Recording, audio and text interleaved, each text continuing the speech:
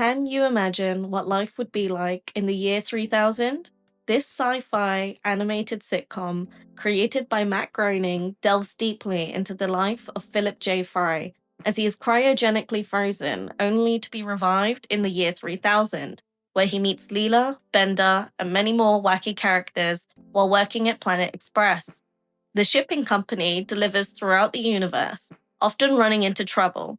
Futurama is a widely imaginative sitcom developed by David X. Conan. The show first aired in 1999 and has since become a classic, known for its razor-sharp wit, emotional depth, and satirical take on the future.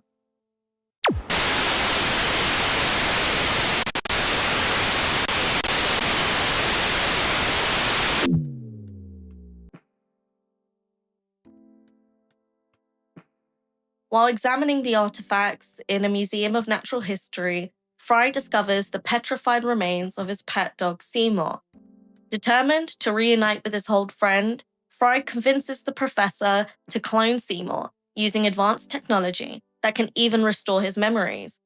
The ending of this episode, paired with the haunting song I Will Wait for You, has left countless fans, including myself, in tears and cemented the episode's legacy as a gut punch of loyalty and loss.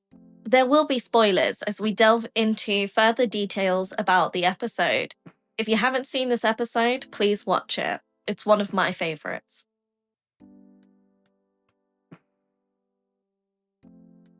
We start at Bender and Fry's apartment, with Bender and Fry practicing his magic trick routine, Fry being the assistant. A newspaper is used in the magic routine, and when Bender discards it, Fry notices that the Museum of Natural History is having a showcase of artifacts found from old New York. The artifact is a pizzeria, which Fry comments is like the one he used to work at. Fry and Bender arrive at the museum and discover that the pizzeria is in fact the one Fry used to work at, Panucci's Pizza.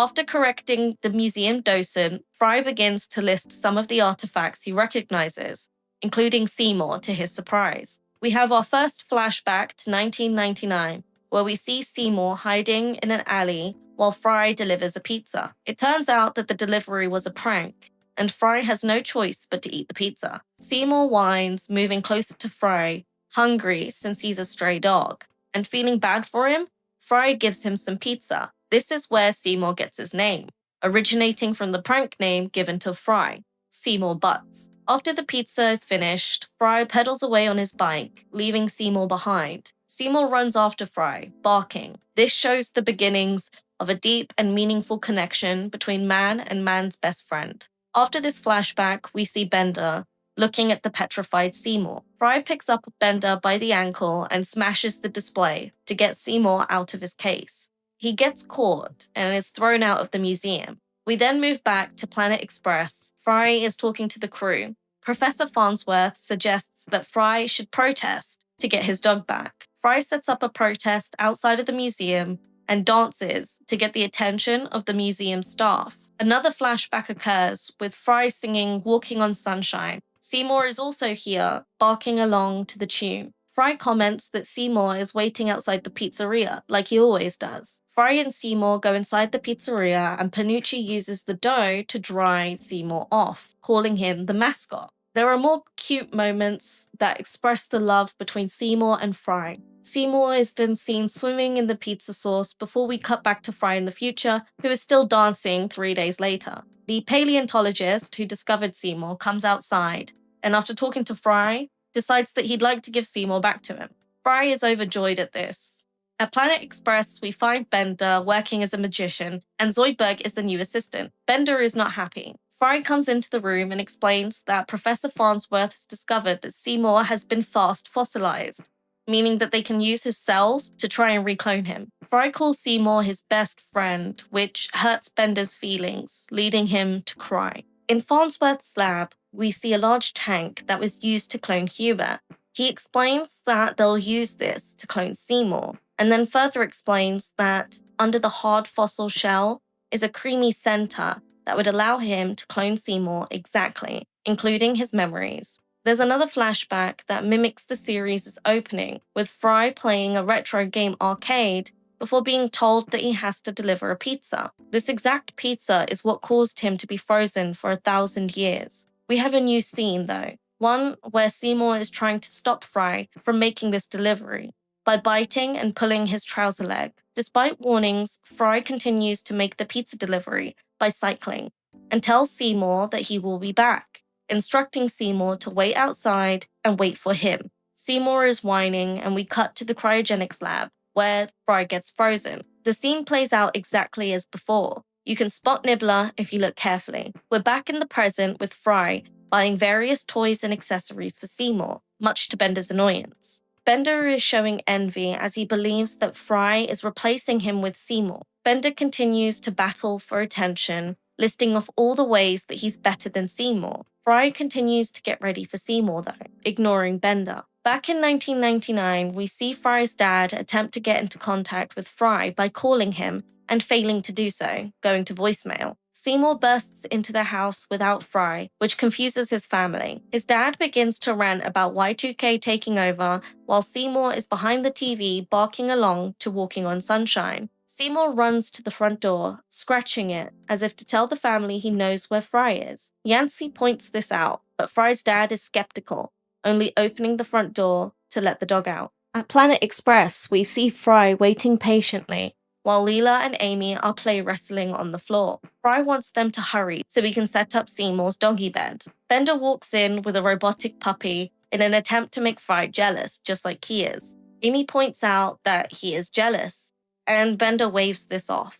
The professor alerts everyone using a holographic image of his head that he's calibrated the machine and that they can begin cloning him. Bender is frustrated that his poor attempt to get Fry's attention didn't work and ends up kicking his robotic puppy, which sounds the alarm. Back in the lab, we see the cloning vat is ready to be used. To use the machine, the professor explains that they need to use molten lava as a fuel source before pulling a lever that takes everyone to the sub-basement. The professor places Seymour on a slab and uses the CAT scan-like device to scan Seymour. Bender walks into the room, reminding Fry that they have a talent show to attend, and the reason that Bender was practicing magic in the first place. Fry dismisses Bender again, which gets him incredibly angry, leading to him picking up Seymour's remains and throwing him into the lava pit. Fry is shocked, and Bender starts laughing. The professor explains that the fossil is made out of a material, dolomite, which can withstand heat for a little while, meaning that Seymour might still be safe, but only for a few minutes. Fry is shocked and panicked and begins to strip down, saying that he must jump in and save him. He shouts that Seymour would have come after him if given the chance as well. Sadly, a montage begins to play of Seymour's attempts to try and find Fry after he was frozen in 1999. Sad music plays as we see Seymour track down Fry by visiting various spots Fry would typically go to. He ends up finding his way to the cryogenics lab before we return to the year 3000. Fry is about to jump in, but he gets tackled by Leela and Amy. He cries while looking into the lava pit, reminiscing about Seymour and saying goodbye. Bender realizes that he never meant to hurt Fry, and Bender monologues about how much he loves Fry as well. Bender declares that he's going in and shouts that he's 40% dolomite. Back at the cryogenics lab at 1999, Seymour is barking at Fry's frozen body. He did find Fry before being dragged away by Fry's family. They didn't see inside the cooler containing Fry, and Seymour howls in pain as he's pulled away. Fry is crying, claiming that this is all his fault, as Bender hasn't resurfaced after jumping into the lava pit. Bender bursts through the ground, covered in lava, and holding on to Seymour's petrified body. Bender is now on board with cloning Seymour, and the professor begins the process again.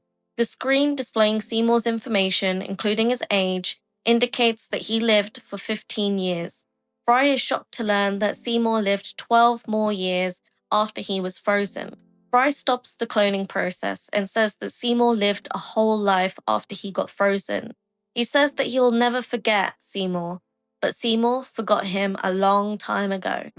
Finally, we are back in the past for the final time.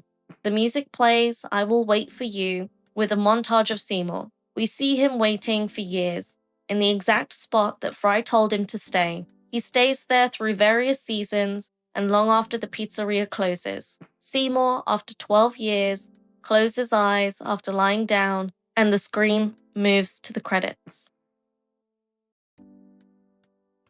When I first watched this episode, I cried. I grew up around dogs, and after rewatching the episode, I still got teary-eyed. Jurassic Bark demonstrates the loyalty and love that dogs give to humans during their lifetime. Seymour loved Fry, and Fry loved Seymour. The gut-wrenching moment at the end of the episode, when you realize Fry was wrong, is one of the reasons that this episode is the saddest episode of Futurama. The music adds another layer of grief as the montage plays. Alongside the emotional elements, there's great humor in this episode. The robotic dog sounds the alarm when Bender kicks him into the wall.